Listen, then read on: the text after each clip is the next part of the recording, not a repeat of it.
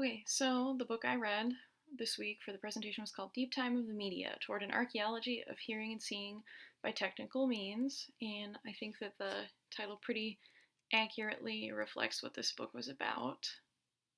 I'm going to just give you my little alternative title here, though, because this was a very dense book, and I was glad to have been pre-prepared by an undergraduate class I took. I think you could have read this book without that knowledge, but it was definitely a dense text to get through even so. So the author, Siegfried Zielinski, is, as you can see here, definitely very well qualified to be talking about the history of media, or at least it would seem so from the qualifications I found, which are numerous. And this is him right here. I included a picture because it seemed apt for someone writing about the history of media. So I'm just gonna talk about my personal reaction to this book to begin with, because like I said, it was a big, dense, meaty, heavy book, and I couldn't help but wonder in the history of science class that I thankfully did take as an undergraduate, just for fun. I remember reading about Isaac Newton and how he would stick a spoon in his eye socket and press on his eyeball in order to see what sort of effects it would cause. And more than one of the scientist thinkers that were included in Zielinski's book did the same thing. And it's interesting that so many scientists for so long experimented on themselves. And it was a big shift when that changed. And I also found it really fascinating that some of I have to say my undergraduate major was in performing arts or theater. And so I was happy to see that several times throughout this book, some of the playwrights' names that I really recognize, people who I really respect and enjoy personally, were used to kind of allegorically explain what was going on, or they wrote about the actual things that the same scientists and thinkers were. Bertolt Brecht is a prime example of this. He, for example, Brecht commonly used live film reels while action of the play took place on stage, and so he was, the ars combinatoria, as the book talked about, or just combining things to create something new. He was someone who really embodied that. And Goethe, his Faust was referenced, and he was not only a playwright but also funded some of the other scientists who were discussed in this, and was indeed himself a scientist also. And I just think that's really, really neat and really interesting. So I do have to take a moment here to discuss who invented the telescope, because I remember distinctly trying to write an essay in undergrad for this history of science class, and the question was about the invention of the telescope, and I could not for the life of me put my finger on. I wrote, a 10-page essay for this test in, the hour and a half or whatever I was given to fill out the little blue book, and I couldn't remember who invented the telescope. And I feel gratified after having read this book, in that I think it's fair that I couldn't remember, because we may or may not consider a certain person to have been the inventor for the telescope, but there wasn't one, and that's kind of what this whole book was getting at, is that there's so many various strands and threads of the research and the work that were put into what we consider the media and media technology, that it is very hard to pin down who exactly did it, because so many people,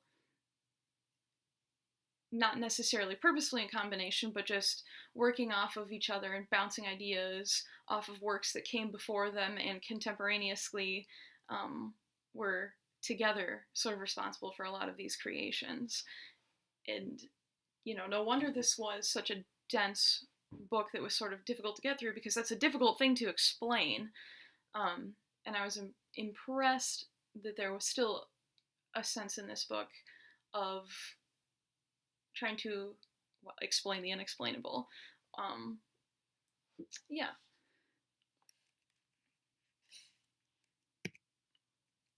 So the book starts off, which he calls his book of media archaeology, by defining the idea of time and deep time through the analogy of geology, and then also economy, such as the Marxist idea of who owns time, and that time is money, time is wealth, or the only way that wealth can be measured is in free time.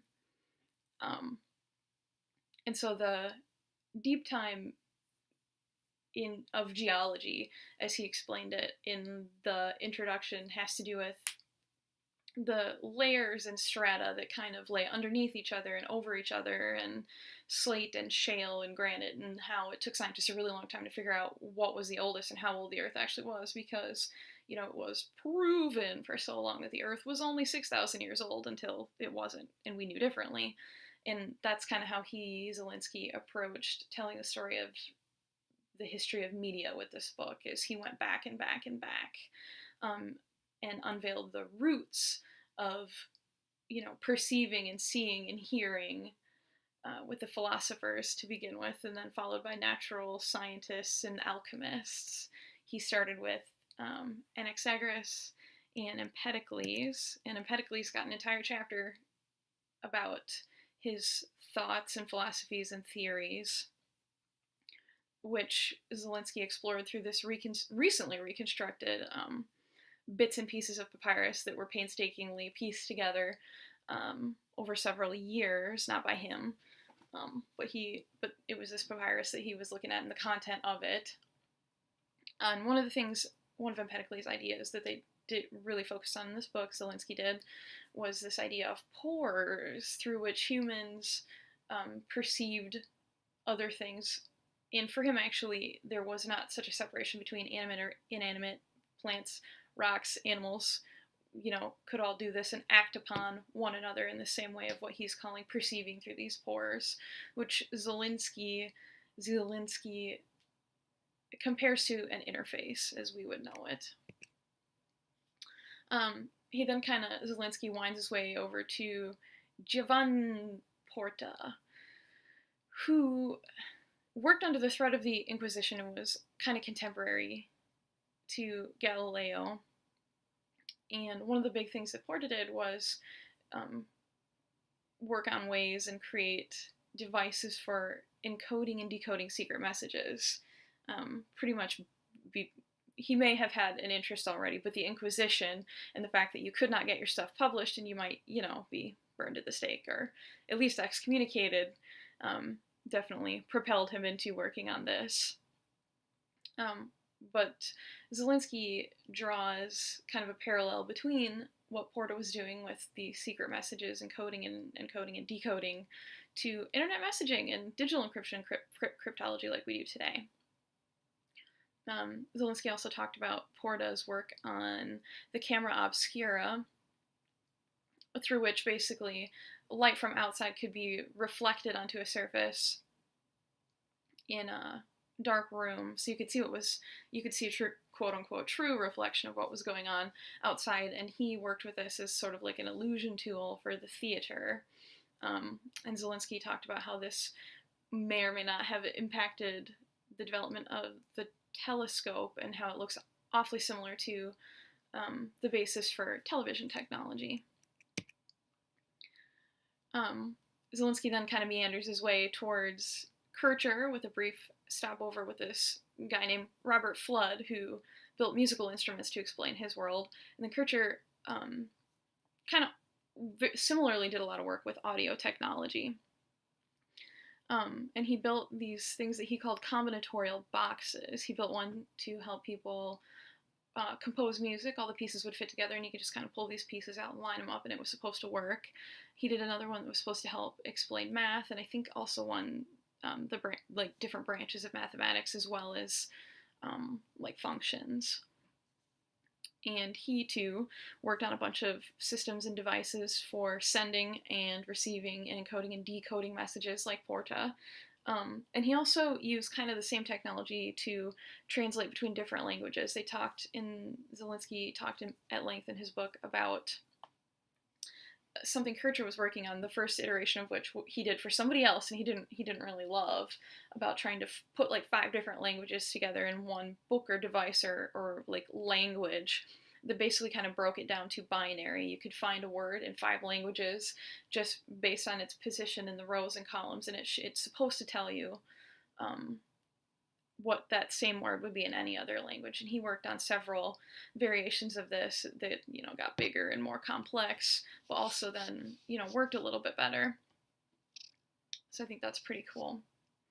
And not only that, but Kircher built all these really neat audio devices. They talked about the museum, Kircher's museum, in which there would be rows of busts and heads that would move and talk to people. And you have to think, this is the 1600s. These heads would move and talk and just blow the minds of these patrons, when all it was really good acoustic design, and people could have been underneath them or just elsewhere in the building, speaking through tubes and these shell-shaped devices that would project their voices through these busts, and that would move, various mechanical means. Some hydraulics would be moving them. And he too, like Porta, worked on illusions for the theater using mirrors and light projection, and something specifically called the magic lantern. And the book talks about kind of a dispute because several people developed magic lanterns, and they were all trying to prove that they were the ones who actually did it.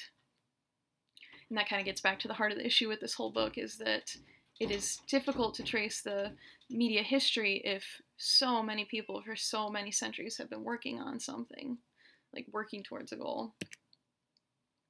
So the book then goes on to talk about electricity and batteries and the people who did kind of amazing things with it in the 1700s, including Mazzolari and Ritter, which the point of discussing, I think, a lot of this was the telegraph, telegraphy. It's not just Morse code.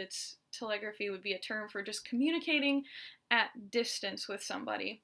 In this chapter, talk about several different techniques to do this visually, using solutions through which you could run an electric current that would react at the other end. So if I stuck my end in this solution, this salt bath, the other end would react by creating bubbles, and you could use that to send messages. Or you could turn lights on and off at distance in basically a binary. It is similar to Morse code, but it's just, that's not the only kind of telegraphy, even though that's what most of us think of.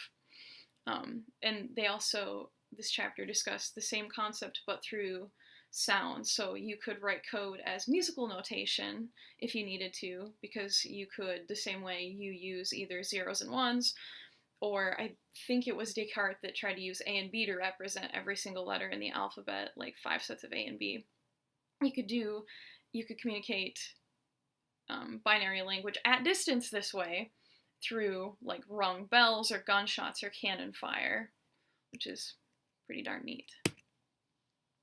The next chapter in the book talked about Lombroso, and Lombroso is one of those people who worked on criminology and what he called deviant behavior. So the book seems to suggest that Lombroso did not set out to demonize anyone. He wanted to prove that deviant behavior was somehow natural and it had this biological basis, and so we don't need to ostracize or demonize these people who have exhibit this deviant behavior, deviant features necessarily. You could use this information to try to prevent crime, but that's not what happened, unfortunately. People, based on his work, could be arrested and judged because they looked evil, even if they didn't commit a crime, so that's not so good. But what's the media history that comes out of Lombroso's work is that part of what he did was photograph people who exhibited deviant behavior, or these deviant features that he associated with deviant behavior, and eventually those were layered upon one another, and this is what led to the creation of composite photography. And then the final, I'm going to call thinker, that Zielinski talks about before he gets to his, conclusions, is this guy named Alexei Gastev, who lived in Russia. He was a poet politico, And he had this vision. This would have been around the time of the Bolshevik Revolution. He had this vision that man and machine could come together, and this would make work more efficient, and it would save time. And hopefully he was thinking hopefully that men would be able to see what a beautiful art this is, to wield the knife or wield the hammer. We have some of these really negative connotations about sort of this Russian work ethic, I think, here in the West. But that's not how he saw this. He saw this as a beautiful thing. And part of his work included photographing people over time and the workers' movements to try to capture any superfluous movements that could be taken out to make their work easier for them, because it saves them energy. So if their work is more efficient, hopefully they're happier because their work is therefore easier. In theory, that should lead to more free time. That's a question to be settled at another time, of course. And then briefly I'll just talk about the critical reception of this, which was generally positive. I didn't find too many reviews, but people were impressed by the depth, breadth, the scope of Zelinsky's coverage, with the eloquence with which he put everything together, given how far back he went and how sort of differing and divergent all these little pieces that he tried to put together to explain this media history or his media archaeology really are. I think one of the reviewers talked about this book kind of being a Shaggy Dog story, or one of those jokes that wanders around for an hour and kind of doesn't go anywhere. I can see that, but even so, that review is still more positive than negative, and you can see some of the quotes I pulled from these in the response essay that I will also upload at the same time. I think there are some really interesting quotes that I pulled from those, and if you go to the works cited in the essay, you can see the journals that I pulled those from if you're curious. I think I may have been better off reading this book after reading those reviews, because I would have understood where it was going, whereas I jumped into this book and just read it from beginning to end without knowing where it was going, which was quite the journey for me. It circled, it meandered, it eventually made its way to some really interesting conclusions, which again you can see in my essay if you take the time to read that, what I think that this book was really going for beyond the personal reaction that I put here at the beginning. So, sorry for all the ums and uhs that I have put into this,